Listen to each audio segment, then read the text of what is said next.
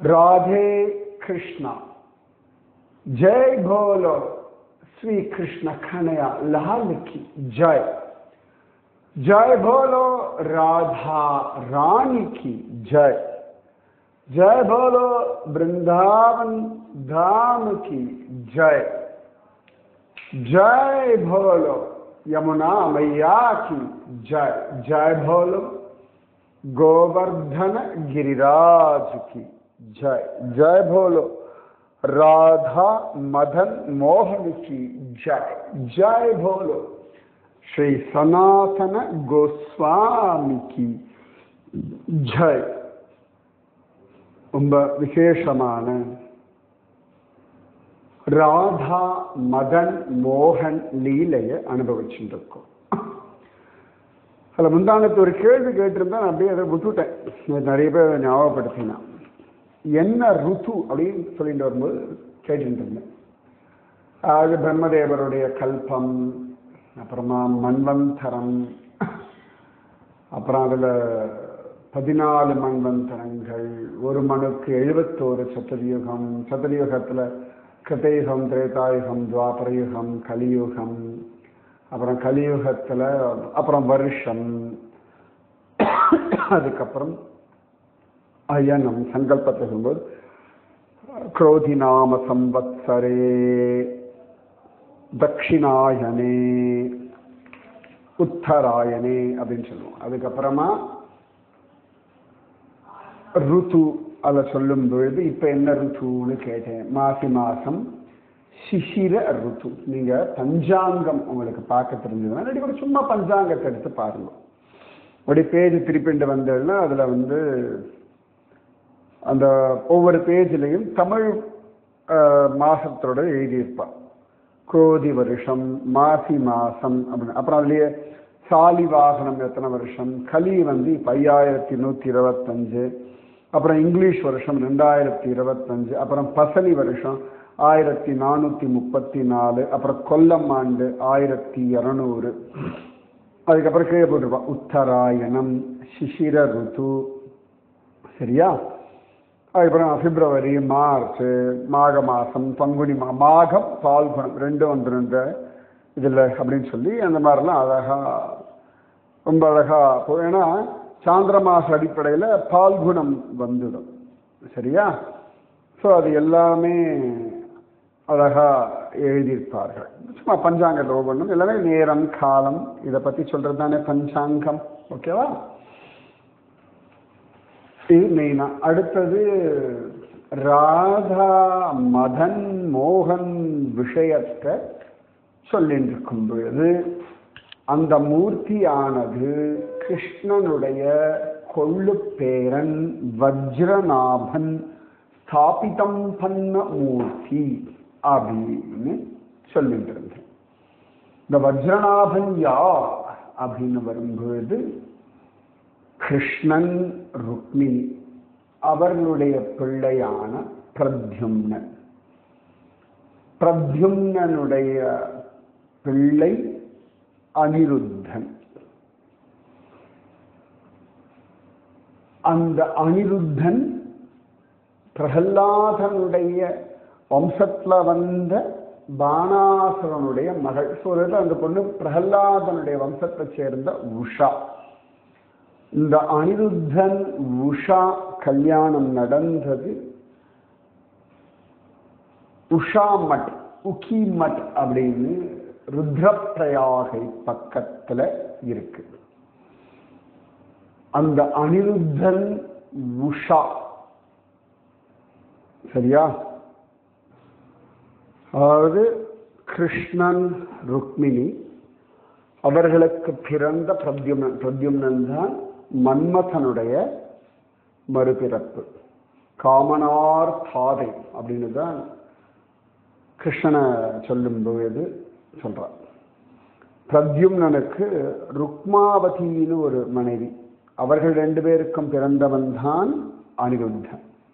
அந்த அனிருத்தன் கல்யாணம் பண்ணின்றது பிரகலாதனுடைய வம்சத்துல வந்த உஷா. அந்த உஷா அனிருத்தனுக்கு பிறந்த பிள்ளைதான் வஜ்ரநாபன். இந்த வஜ்ரநாபன் தான் கிருஷ்ணனுடைய காலத்துக்கெல்லாம் அப்புறமாக இந்த மதுரா இந்த இடத்தையெல்லாம் ராஜ்ய பரிபாலனம் பண்ணலாம். ஓகேவா? ஸோ உஷா பிரகலாதனுடைய வம்சத்தை சேர்ந்தவள். பிரகலாதனுடைய வம்சத்துல பானாசுரனுடைய மகள் தான் உஷா. இந்த பானாசுரன் யாரு கண்டுபிடிச்சு சொல்லுங்க. பிரகலாதன், அவருடைய பிள்ளை, அப்புறம் அவருடைய பிள்ளை, அவனுடைய பிள்ளை பானாசுரன். யார் இந்த பானாசுரன்? கண்டுபிடிச்சு சொல்றா? கண்டுபிடிச்சு சொல்லுங்க. அனிருத்தன், உஷா அவர்களுடைய பிள்ளை இந்த வஜ்ரநாபன். அவன் தான் ரொம்ப அழகா ராஜ்ய பரிமாணம் பார்க்கறதுக்கு அப்படியே கிருஷ்ண மாதிரியே இருப்பானா. அந்த வஜ்ரநாபன் தான் பகவானுடைய பல மூர்த்திகளை ஸ்தாபிதம் பண்ணான்னு சொன்னேன். அதுல அழகா பரீட்சித்தினுடைய அம்மா உத்தர சொல்ல, அந்த உத்தராதேவி சொன்னபடி ஒரு சிற்பி செதுக்க அப்படி உண்டான மூர்த்தி தான் முதல்ல உண்டான மூர்த்தி ராதா மதன் மோகன். மதன் மோகன் அப்படின்னு அவனுக்கு பெயர். ஓகேவா? அந்த மதன் மோகனுக்கு தான் சனாதன கோஸ்வாமி அந்த பாட்டி அப்படின்ற என்ன சொல்றது சத்துமாவு உருண்டை மாதிரி வெறும கோதுமை மாவை அப்படியே பிசைஞ்சு அது உருண்டையா பிடிச்சு லேசா ஒரு தட்டு தட்டி லேசா அவ்வளவுதான் அந்த கையில உருட்டுவோம் இல்லையா சப்பாத்தி மாவு, அதை அப்படியே உருட்டி லேசா அது அழுத்தி அப்படியே நெருப்புல வாட்டி எடுத்தா அது பேர் தான் பாட்டி. இதுதான் அவர் சாப்பிடுவார். இதைத்தான் அவர் கிருஷ்ணனுக்கு நிவேதனம் பண்ணார் மதன் மோகனுக்கு. இந்த மதன் மோகன் அவ்வளவு அழகா யாருக்கு முதல்ல கிடைச்சான். ஒரு காலகட்டத்தில் இந்த மதன் மோகனை வஜ்ரநாபன் பிரதிஷ்டை பண்ணா. அப்புறம் காலப்போக்கில் அந்த கோவில் எல்லாம் இதுவாயாச்சு, பூஜை பண்றதுக்கு ஆள் இல்லை. அப்புறம் அந்த மதன் மோகனை இங்கேயோ யாரோ பதிச்சு வச்சா. அந்த மதன் மோகன் பிருந்தாவனத்துல தான் கிடைச்சான். யாருக்கு கிடைச்சான் அப்படின்னா ஸ்ரீ அத்வைதாச்சாரியா, ஸ்ரீகிருஷ்ண சைதன்ய மகாபிரபுவினுடைய பிரிய சிஷ்யரான ஸ்ரீ அத்வைதாச்சாரியா, அவருக்கு தான் இந்த ராதா மதன் மோகன் கிடைச்சான். கிடைச்ச இடம் எங்க இருக்குன்னா மதன் மோகன் கோவிலோட நம்ம பேக் சைட்ல ஏறினோம். அந்த மலையில பேக் சைட்ல ஏறினோம்னா துவாதச ஆதித்ய திலா அங்கெல்லாம் பார்க்கலாம். மதன் மோகன் கோவில் வாசல்ல அப்படி கீழே இறங்கலாம். முன்பக்கத்துல இறங்கி போய் இடது கை பக்கம் திரும்பினோம்னா ஒரு இடத்துக்கு போகும். அங்க ஒரு வடவிருஷம் இருக்கு. வடவிருஷம்னா ஆலமரம். அங்கதான் அத்வைதாச்சாரியார் தபஸ் பண்ணிட்டு இருந்தார். அவர் என்ன பண்ணுவாருன்னா, அவர் கைட்ட ஒரு சால கிராமம் உண்டு. அந்த சால கிராமத்தை எடுத்துண்டு ஊர் ஊராக போய் எல்லா இடங்கள்லையும் புண்ணியமான தீர்த்தங்கள்ல தீர்த்தமாடி அந்த புண்ணியமான நதிகள்ல அந்த சால கிராம பகவானுக்கு அபிஷேகம் ஆராதனை எல்லாம் பண்ணி துளசி எல்லாம் சமர்ப்பணம் பண்ணி ஹரே ராம ராம ராம ஹரே ஹரே, ஹரே கிருஷ்ண கிருஷ்ண கிருஷ்ண ஹரே ஹரே, ஹரே ராம ராம ராம ஹரே ஹரே, ஹரே கிருஷ்ண கிருஷ்ண கிருஷ்ண ஹரே ஹரே, ஹரே ராம ராம ராம ஹரே ஹரே, ஹரே கிருஷ்ண கிருஷ்ண கிருஷ்ண ஹரே ஹரே அப்படின்னு ஜபிச்சுண்டு, பகவானே நீ பூமியில் அவதாரம் பண்ணணும், உன்னுடைய அவதாரம் இந்த கலியுகத்து ஜனங்களை உத்தாரணம் பண்ணணும்னு பிரார்த்திச்சுப்பார். அவருடைய பிரார்த்தனைக்கு தான் பகவான் கிருஷ்ணனே ஸ்வயம் ஸ்ரீகிருஷ்ண சைதன்ய மகாபிரபுவாக வந்தான். அந்த அத்வைதாச்சாரியார் இந்த இடத்துல பிருந்தாவனத்துல யமுனை ஆற்றங்கள்ல இந்த துவாதச ஆதித்ய திலா பக்கத்துல இருந்த ஒரு மரத்தடியில உட்காந்து அவரோட ஆலமரத்துக்கே உட்காந்து தபஸ் பண்ண பகவான் சொப்பனத்துல காட்சி கொடுத்து நான் இங்கே இருக்கேன்னு சொல்ல அவர் அந்த மூர்த்தி எடுத்தார். அவன்தான் ராதா மதன் மோகன். கொஞ்ச நாள் கழிச்சு அத்வைதாச்சாரியர் அந்த மூர்த்திக்கு பூஜை எல்லாம் பண்ணிட்டு சரி ஊர் கிளம்பலாம், அவனை எடுத்துட்டு கிளம்பலான்னு பொழுது பகவான் சொன்னா, இல்லை இல்லை, நான் விரஜபூமியை விட்டு வரமாட்டேன், எனக்கு இங்கதான் இருக்கணும் அப்படின்னு சொல்ல ராதா மதன் மோகன். அப்போ அவனுக்கு மதன கோபாலன்னு பேர் உண்டு. அந்த மதன கோபாலனை அத்வைதாச்சாரியா ஜோரா இந்த பரசுராம் சௌபே அவர்கிட்ட கொடுத்து அதை பூஜை பண்ண சொல்ல, அவர் மதுரால மகாவனத்தில் இருந்தார், மதுரால இருந்தார். மகாவனம் தான் கோகுலம். அதுக்கப்புறமா அங்க பிக்ஷை எடுக்க போகும்போது தான் சனாதன கோஸ்வாமி இந்த மதன மோகனை பார்த்தார். அதுக்கப்புறம் இவர்கிட்ட வந்துட்டான்.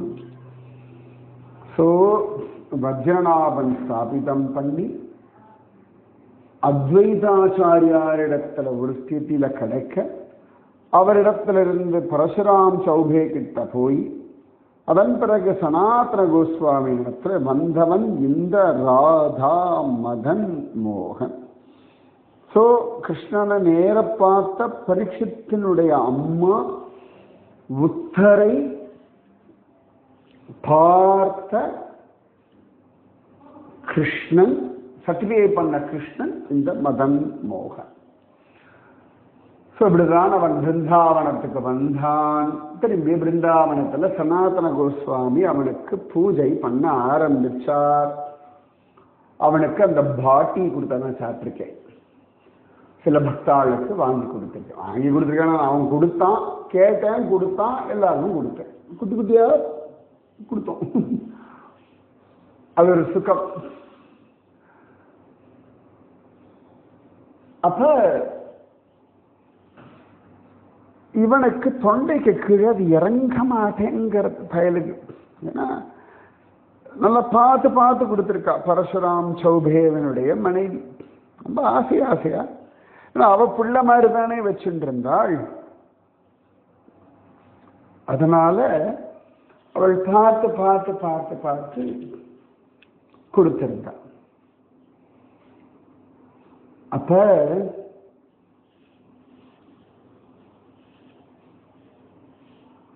இவனுக்கு இந்த பாட்டி உப்பில்லை சப்பில்லை, அதை எப்படி சாப்பிட்றதுன்னு தெரியல. ஒரு நாள் பொறுத்துண்டா, 2 நாள், அதுவே ஜாஸ்தி. அப்போ அவன் சொன்னா, மகாராஜ் வேண்டாம் உலகத்தையும் மகாராஜ். அவன் சொல்ல, மகாராஜ் கொஞ்சம் உப்பு போட்டா சூப்பரா இருக்கும் அப்படின்னு. உப்பு போடும்போதெல்லாம் இந்த பயிரை வச்சுக்கோங்க, ராதா மதன் மோகன, சரியா? கொஞ்சம் உப்பு போட்டா. சனாதன கோஸ்வாமி கொஞ்சம் முகத்தபடி சீரியஸா வச்சிருந்தாரு.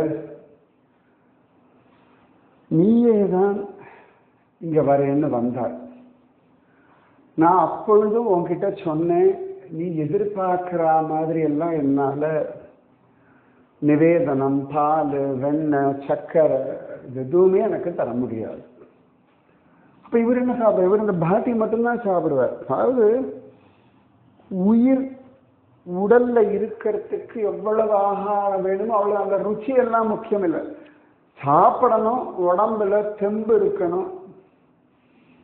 தியானம் பண்றதுக்கும் நாம ஜபம் பண்றதுக்கும் கிரந்தங்கள் எழுதுறதுக்கும் கிரந்தங்கள் வாசிக்கிறதுக்கும் விரஜ பரிக்கிரமா பண்றதுக்கும் கோவர்தனகிரி தரிசனம் பண்றதுக்கும் இதுக்காக ஒரு வாழ்க்கை. அவருடைய லைஃப் ஸ்டைல் இவ்வளவுதான். உங்களுக்கு எந்த மாதிரி வாழ்க்கை வேணும் அப்படின்ற தீர்மானிக்கக்கூடிய பூரண அதிகாரம் உங்களுக்கு கொடுக்கப்பட்டிருக்கு. இந்த மாதிரி சனாதன கோஸ்வாமி தான் செல்வ செழிப்புல புரண்டு இருந்தார்.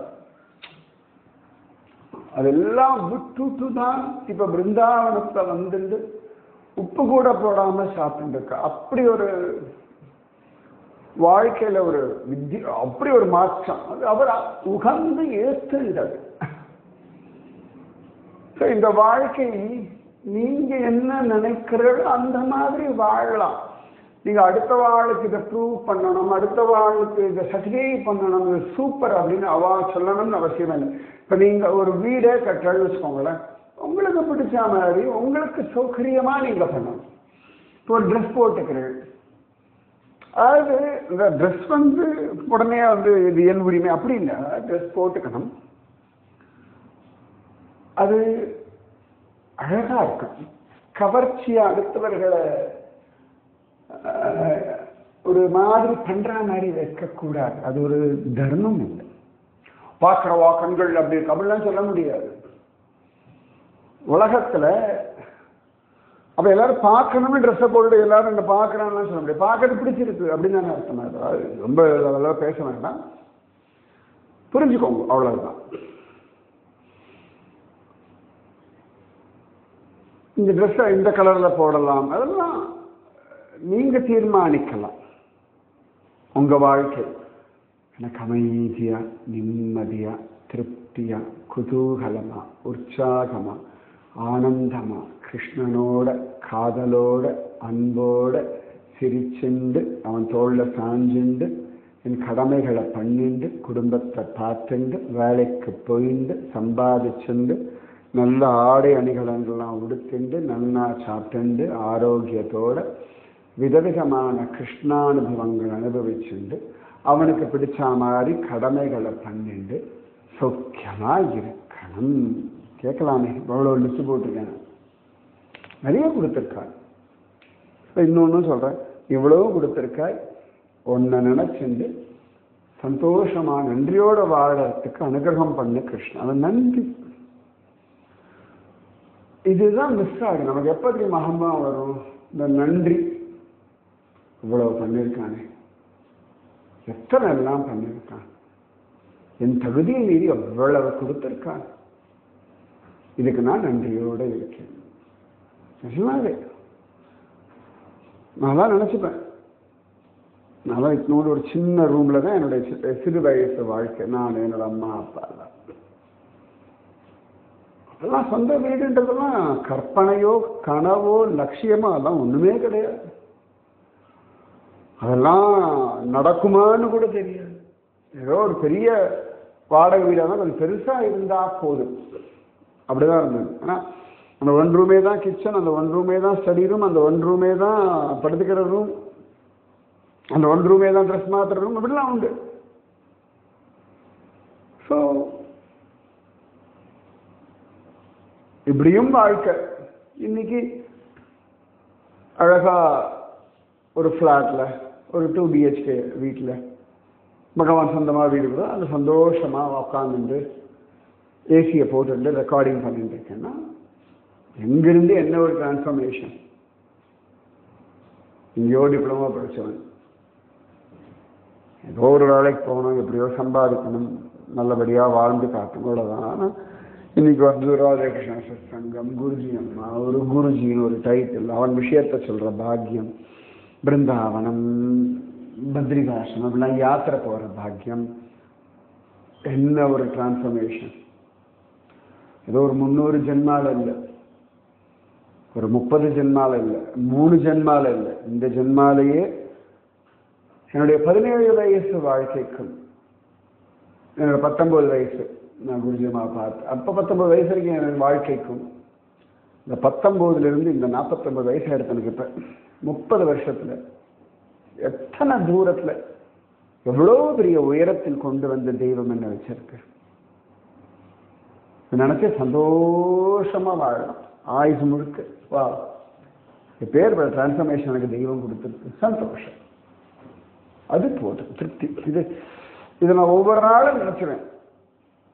இப்பெல்லாம் வாக்கிங் போகும்போது நான் நினைச்சிருவேன், ஓ பகவான் என்ன கிருபை பண்ற, ஆக்சிடென்ட் ஆச்சு, கால் ஆப்ரேஷன் ஆச்சு, தனியும் தாண்டி இன்னைக்கு வாக்கிங் போகிறதுக்கும் யாத்திரை போகிறதுக்கும் இமயமலை ஏறுறதுக்குமான அழகான ஒரு நிலைமையில கொண்டு வந்து என்ன வச்சிருக்கே, சந்தோஷம்.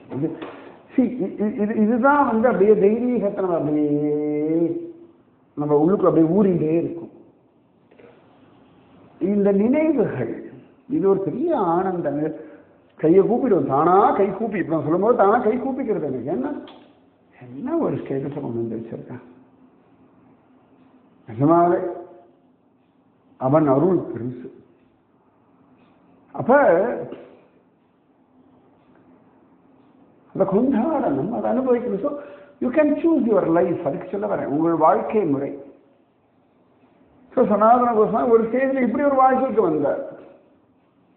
அதையும் அவர் கொண்டாட ஆரம்பிச்சுட்டார். அதுல ஒரு காலத்தில் அப்படி பணம், காசு, தங்க மாளிகை இப்படிலாம் வாழ்ந்தவர். அது ஒரு விதமான அனுபவம். அவர் உண்டு, கிருஷ்ணன் உண்டு, ஏகாந்தம் உண்டு, யமுனை ஆற்றங்கரை உண்டு, துவாதச ஆதித்யத்திலா குன்று உண்டு, அவ்வளவுதான்.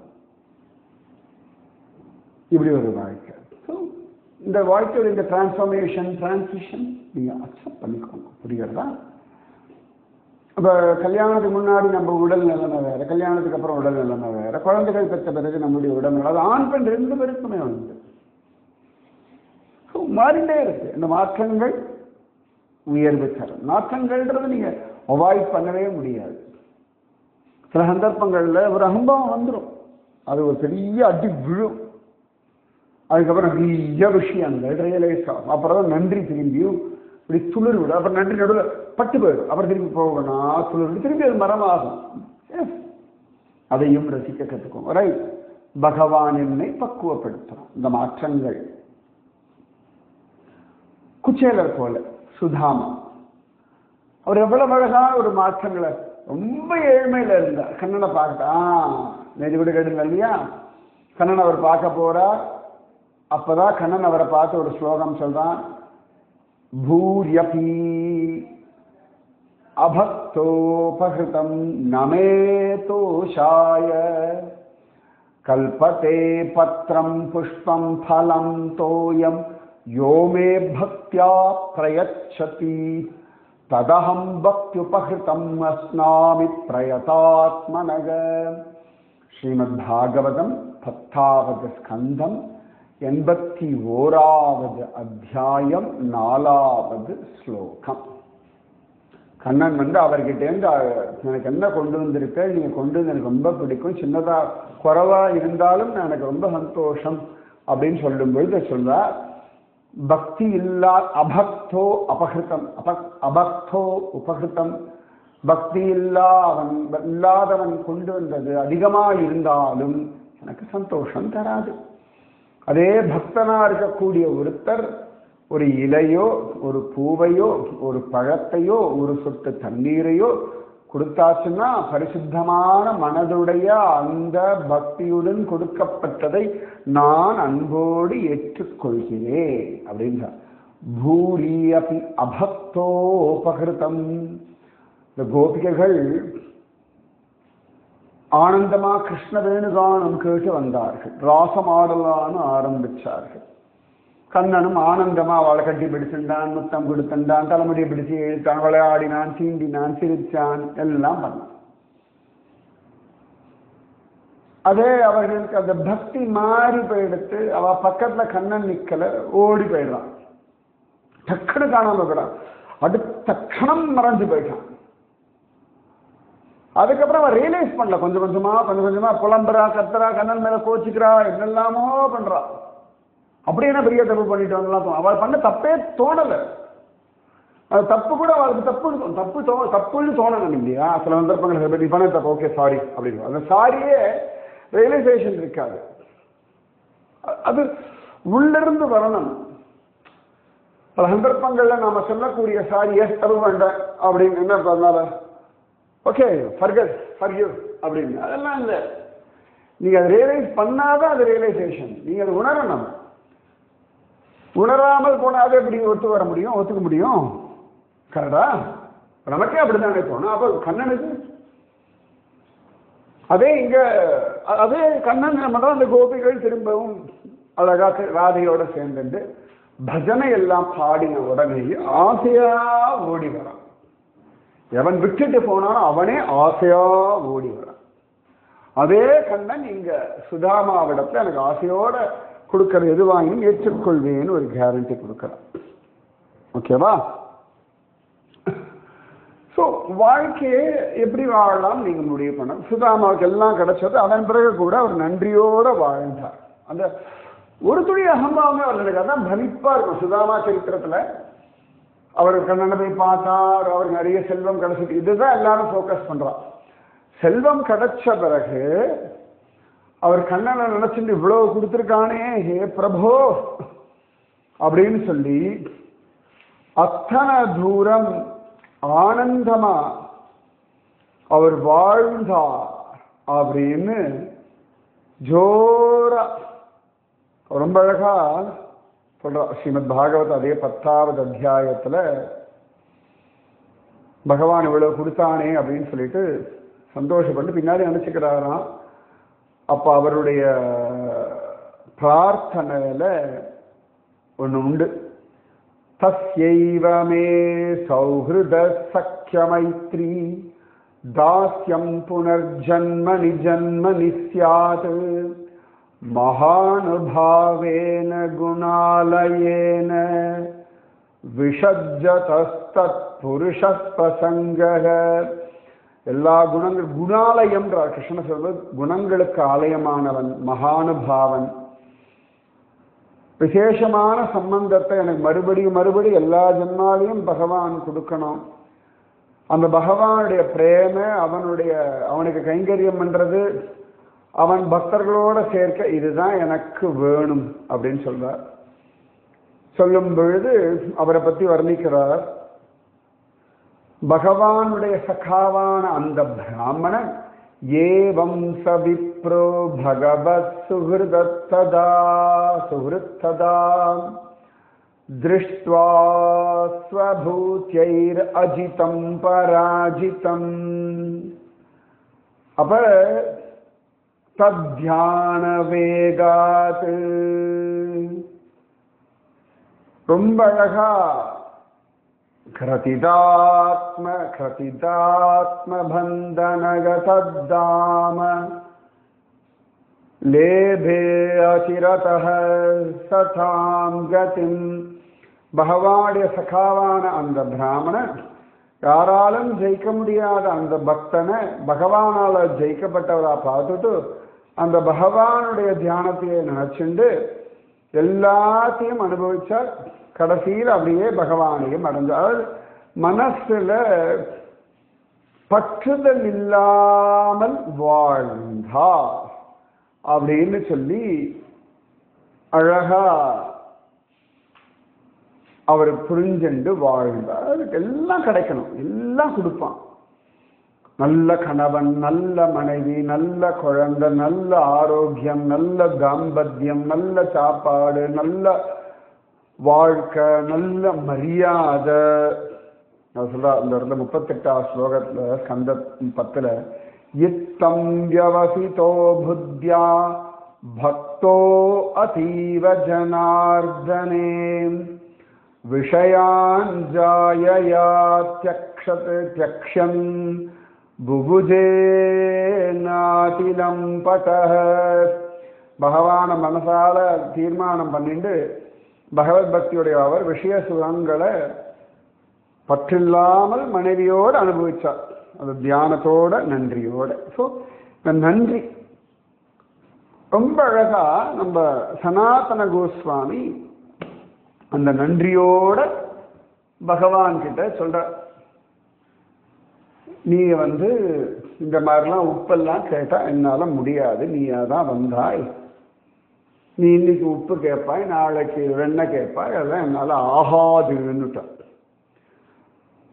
அப்போ அவன் கேட்டான், சரி நானே ஏதாவது ஏற்பாடு பண்ணிக்கலாம் இல்லையா, அதுல ஒன்றும் உங்களுக்கு ஆக்ஷேபணம் இல்லையே அப்படின்னா. உடனே அவர் சிரிச்சார், எனக்கு ஒரு ஆக்ஷேபணம் இல்லப்பா, என்ன தொந்தரவு பண்ணாம நீ என்ன வேணா பண்ணிக்கோ அப்படின்னு சொல்ல, சரி ஏற்பாடு பண்ணிக்கிறேன்னு ஷானா கண்ணன். சூப்பர்ல, இப்படி ஒரு அழகான ஒரு பக்தி. அவன் என்ன பண்ணிட்டான், நிறைய பேர் கதையை கேட்டபடி இருந்தாலும் திரும்ப திரும்ப கேட்கலாம், தப்பு இல்லை. நாளைக்கு சொல்றேன்.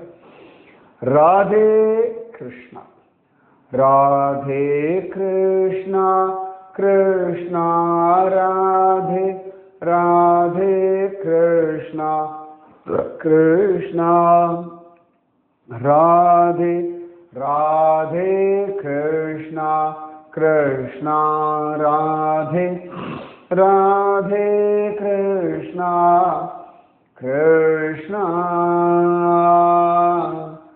ராதே ஜெய் போலோ ராதா ராணி கி ஜெய் जय बोलो श्री कृष्ण कन्हैया लाल की जय जय बोलो वृंदावन धाम की जय जय बोलो यमुना मैया की जय जय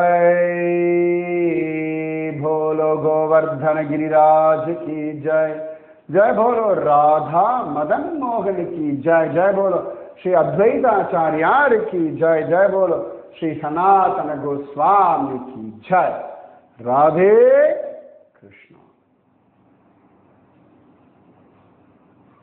ராதே கிருஷ்ணா. இன்னையோட நாம் 50வது நாள் பிருந்தாவனத்தில் சுத்தின்னு இருக்கோம். 50 days இன் பிருந்தாவனம். சூப்பர்ல. ராதே கிருஷ்ணா.